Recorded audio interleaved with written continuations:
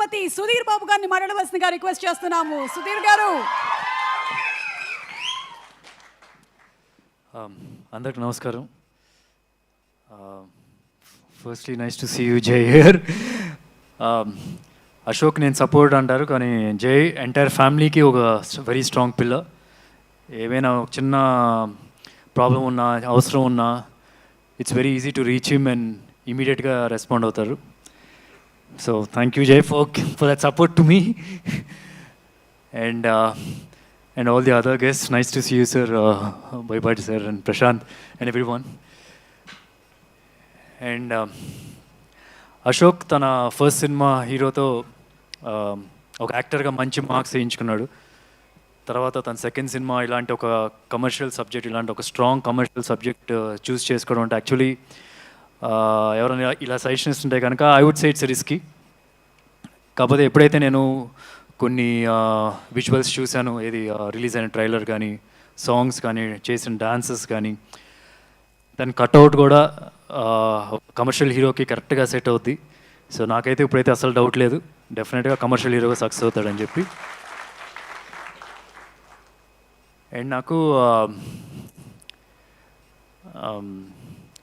అంటే జనరల్గా ఇప్పుడు నెపో కిడ్ అంటూ చెప్తూ ఉంటారు కదా. ఎవరికైనా ఒక వ్యక్తికి బాగా ఆకలేసి అన్నం తినడానికి అన్నం లేదు, అరే నువ్వు ఈ పని చేస్తే కనుక నీకు అన్నం దొరుకుతుందిరా అంటే వాడు డెఫినెట్గా చాలా మోటివేటెడ్గా ఆ పని చేస్తాడు. అదే ఇంకో వ్యక్తికి తన చుట్టుపక్కల ఇంటి చుట్టూనే ఒక 10 రెస్టారెంట్లు పెట్టుకునే కెపాసిటీ ఉంది, ఒక 20 మంది కుక్కులు పెట్టుకునే కెపాసిటీ ఉంది, పొలం సొంత పొలంలో ఇంచే ఫుడ్ తెప్పించుకోవచ్చు. అలాంటి కెపాసిటీ ఉన్న వ్యక్తి కష్టపడి ఇన్ని సంవత్సరాలు కష్టపడి చేయడం ఇంకా చాలా కష్టం. అది అశోక్.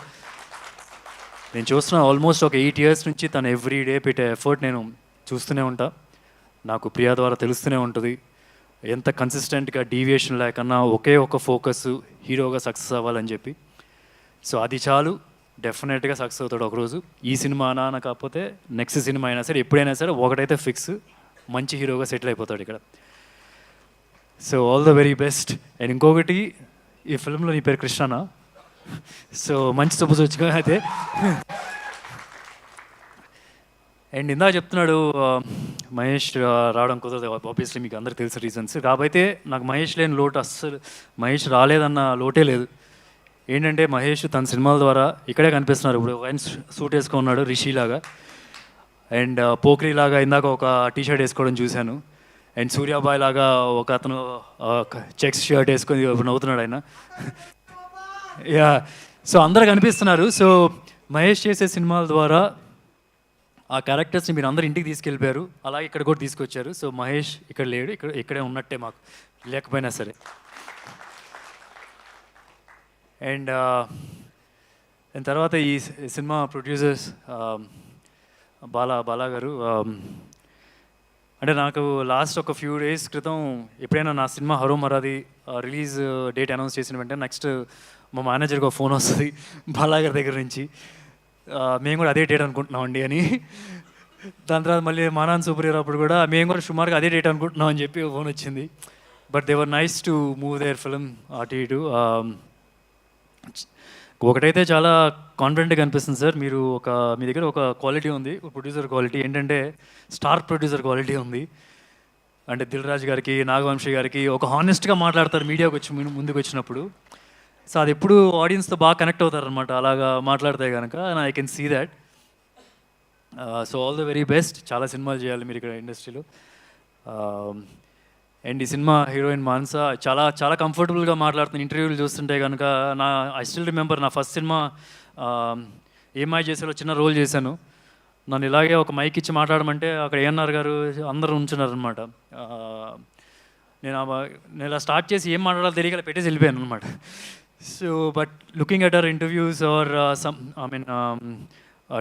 ట్రైలర్ లాంచ్ అప్పుడు కూడా తను మాట్లాడింది చాలా కంఫర్టబుల్గా మాట్లాడుతుంది. It's very easy for her, చాలా ఈజీగా అనిపిస్తుంది.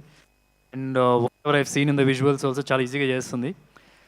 And I think looks like she'll have a long career. అండ్ ఇంకోటి ఏంటంటే జనరల్గా మన పాత రోజుల్లో హీరోయిన్లు సన్నగా మొదలవుతుంది వాళ్ళ కెరియర్, లావ్ అయిపోయే వరకు కెరియర్ ఉంటుంది. సో ఒకప్పుడు పాత రోజుల్లో, ఇప్పుడైతే అందరు సన్నగానే ఉంటున్నారులేండి.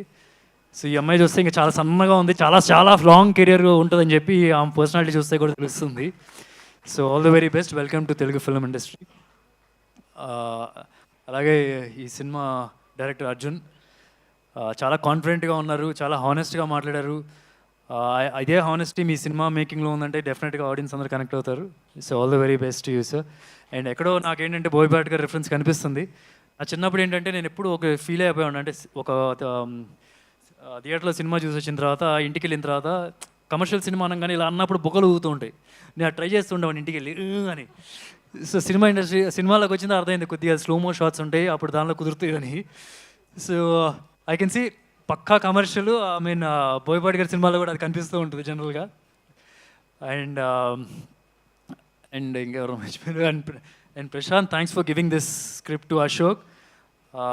నేను సైమా అవార్డ్స్కి వెళ్ళినప్పుడు వీ వర్ ట్రావెలింగ్ టుగెదర్, ఒక 2 hours we were travelling in a car ఎయిర్పోర్ట్కి వెళ్ళి, అప్పుడు కూడా హీ వాస్ టెలింగ్ మీ ఎంత బాగుంటుంది ఈ స్క్రిప్ట్ అనేది.